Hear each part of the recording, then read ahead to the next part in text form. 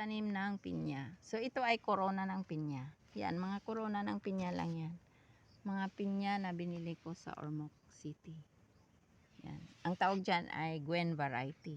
Ang hinanap ko yung Hawaiian, yung dating mga pinya sa Ormoc na napakabango, napakatamis. Malayo ka pa, naamoy mo na. Wala daw. So, okay naman tong Gwen variety, guys. Matamis naman siya. Although, katamtaman lang ang laki niya. Wala talagang, meron namang extra large, pero bihira. So, pero okay na rin yan, guys, kasi wala, kaysa wala. So, ang pagtanim sa pinya, guys, kung gaano lang ka laki yung crown, so, ganun lang kalaki ang hukay mo. Gaya niyan. Oh, yan. Katatanim lang yun ng isang araw. Yan. Almost parang ipatong mo lang siya. Maghukay ka lang ng konti dyan.